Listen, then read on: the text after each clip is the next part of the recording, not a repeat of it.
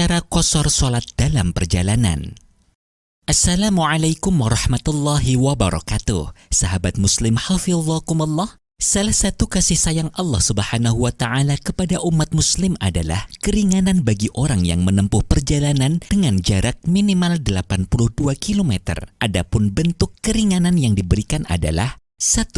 Meringkas jumlah rakaat sholat yang disebut qashar. 2. Mengerjakan 2 sholat dalam satu waktu yang disebut jama'.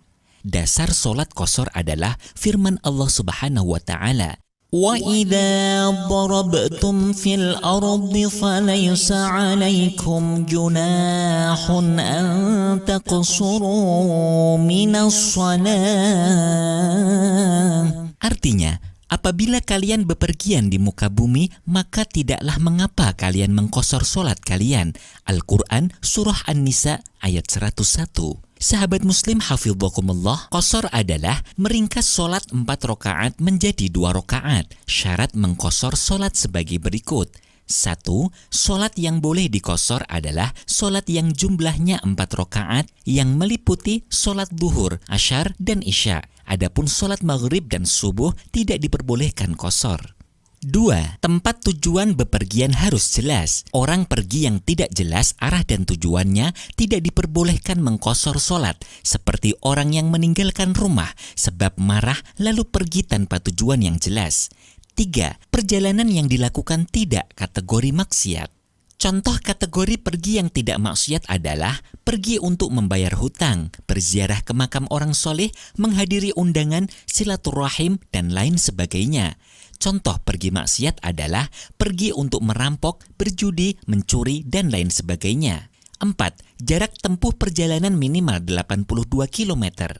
Jarak tempuh yang diperbolehkan untuk mengqashar sholat adalah minimal 82 km, baik perjalanan dengan berjalan kaki atau naik kendaraan. Keringanan ini bukan dilihat dari waktu dan kecepatan perjalanan yang ditempuh, tetapi dilihat dari jarak atau panjang perjalanan yang dilakukan. Ketika jarak yang ditempuh mencapai 123 km atau lebih, justru disunahkan mengqashar sholat. 5. Musafir sudah keluar dari batas desa tempat tinggalnya. Contoh, orang yang bertempat tinggal di Semarang akan melakukan perjalanan ke Surabaya, maka boleh melaksanakan sholat qashar setelah keluar dari Semarang. 6.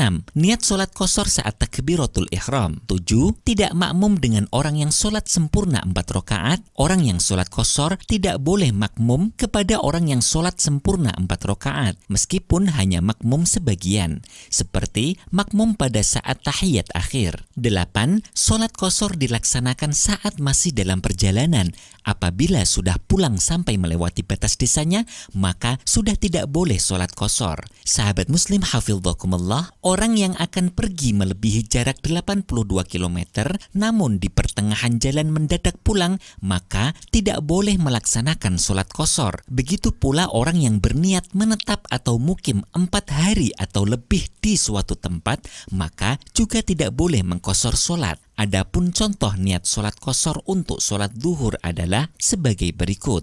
Usolli fardhu dhuhri qashran lillahi ta'ala. Saya niat sholat fardhu duhur qashar karena Allah Ta'ala. Adapun niat sholat qashar untuk sholat asar adalah sebagai berikut. Usolli fardhul asri qashran lillahi ta'ala. Saya niat sholat fardu asar qashar karena Allah Ta'ala. Adapun niat sholat qashar untuk sholat isya adalah sebagai berikut. Usolli fardhul isya'i qashran lillahi ta'ala. Saya niat sholat fardu isya qashar karena Allah Ta'ala. Nah sahabat muslim hafizakumullah, demikian ini penjelasan tentang qashar sholat yang dapat kita laksanakan ketika bepergian. Semoga bermanfaat. Wassalamualaikum warahmatullahi wabarakatuh.